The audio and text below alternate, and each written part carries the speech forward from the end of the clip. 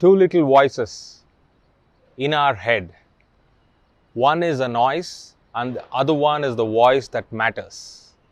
In this video, I'll talk to you all about that one single voice that really matters to each one of us in our lives.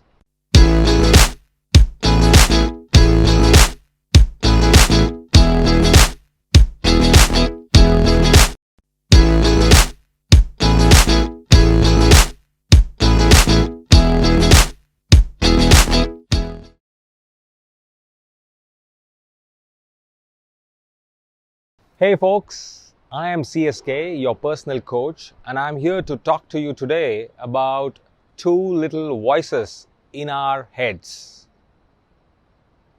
Each one of us keep hearing that silent, slow, and puny little voice in our minds which talks to us about I can, or sometimes I can't. In fact, the last time I checked, I can't overpowered the voice I can. Let's understand this a little bit by diving deeper. In fact, you know what? Let me actually tell you a little story to drive home the point of these two little voices. There was this man in Alaska, United States. He had two dogs. One was a white dog and the other one was a black dog. He was very famous, rather infamous, for betting on a dog fight. People around grew in numbers to come every week to watch that particular dog fight. Now what happens is he starts off the dog fight, it's like a race, and then he tells, okay, come on ladies and gentlemen, it's time for you to bet on which dog is going to win today. He also used to bet through his own people who were mixed up among the crowd in disguise, and always, invariably, his people used to win.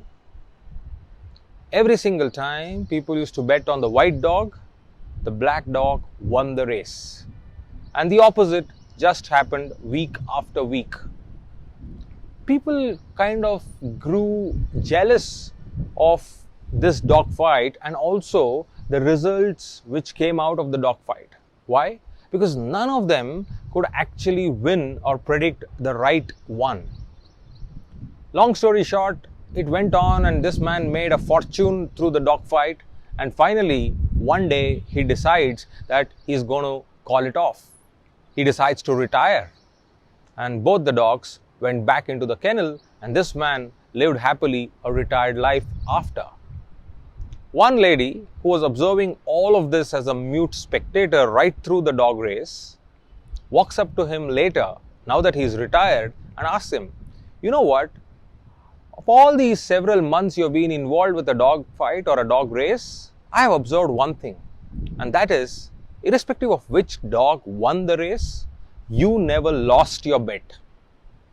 Tell me the secret behind it. Because there are people I know who lost it every time they bet on a particular dog.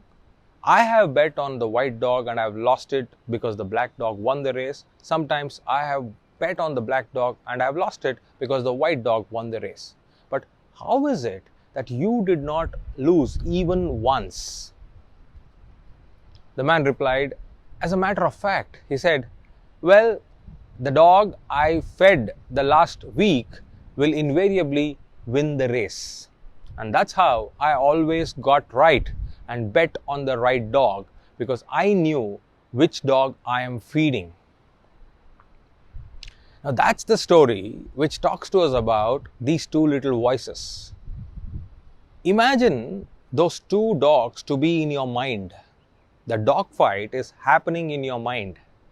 The dog fight between I can and I can't. And the answer, as you can imagine, is no secret. Because the answer is very clear that the dog which wins the race is the dog which you feed. If you keep feeding yourself with positive thoughts, you keep winning.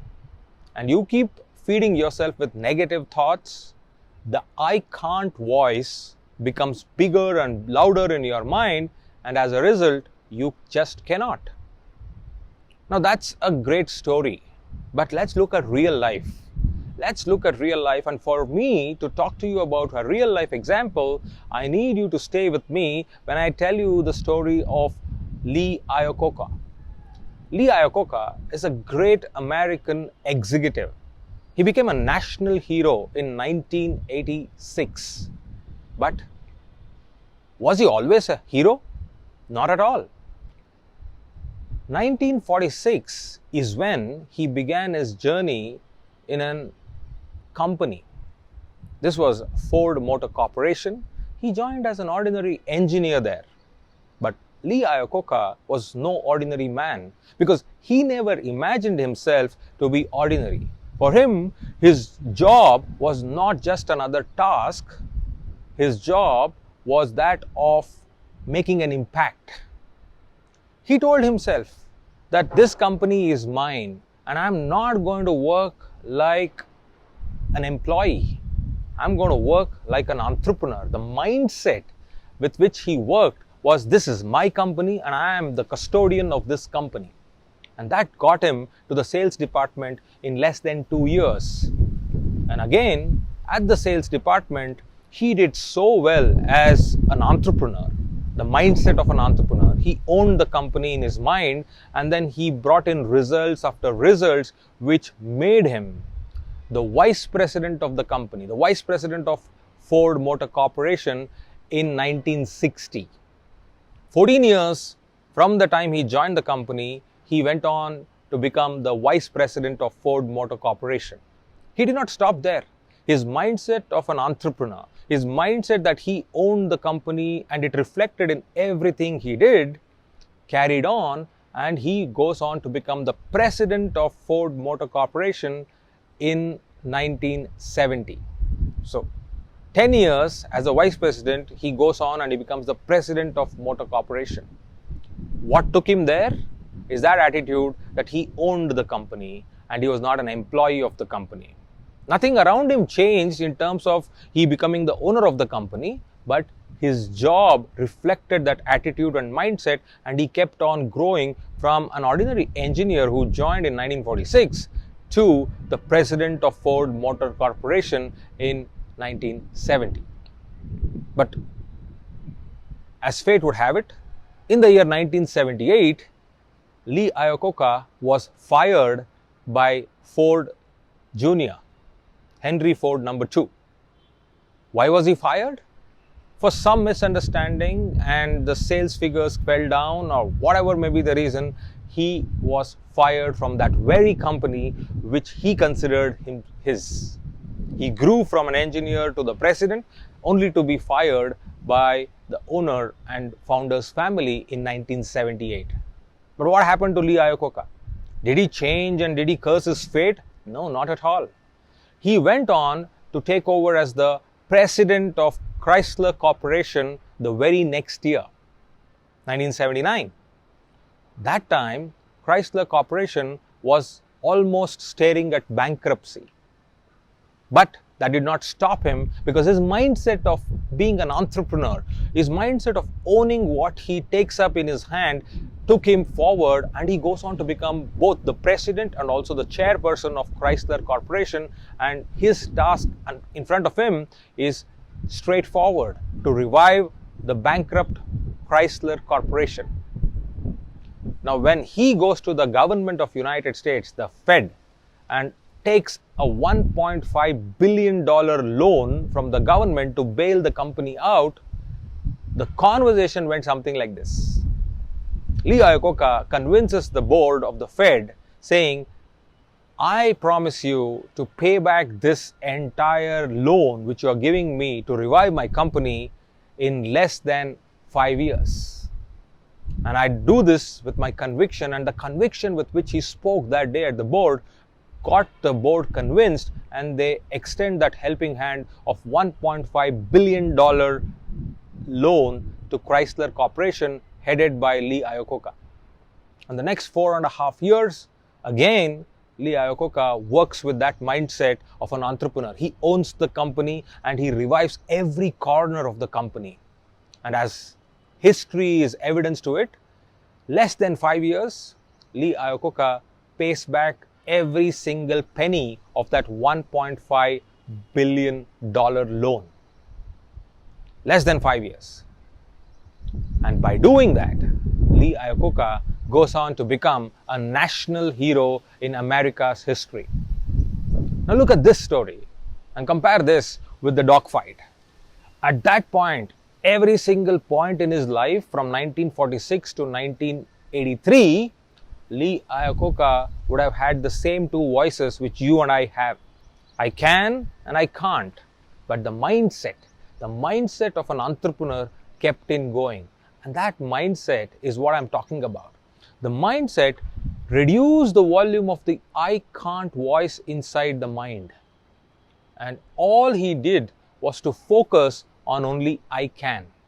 In fact, psychologists have proven through research that wherever your energy goes, the point on which your energy is going, or the point towards which the energy is going, grows. So if you focus on I cannot in your life, I cannot becomes bigger and bolder.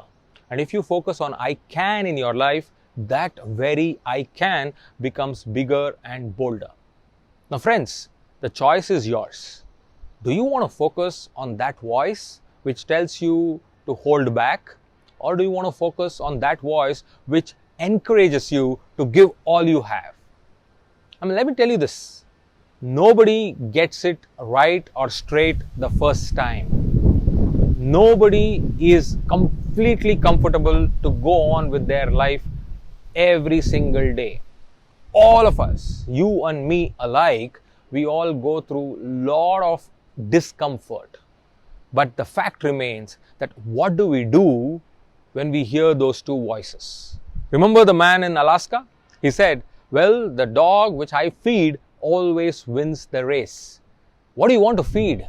Do you want to feed that voice which gives you strength and positivity to go forward? Or do you want to feed that voice which brings in negativity and holds you back? So when you look at this, it talks to us about one thing, and that's the mindset. All of us are blessed with the employee mindset as well as the entrepreneur mindset. Now, entrepreneurship is not starting a business. It's the mindset of owning something and taking complete charge of it. And let me tell you a small secret. It's the mindset which will reflect on the quality of life.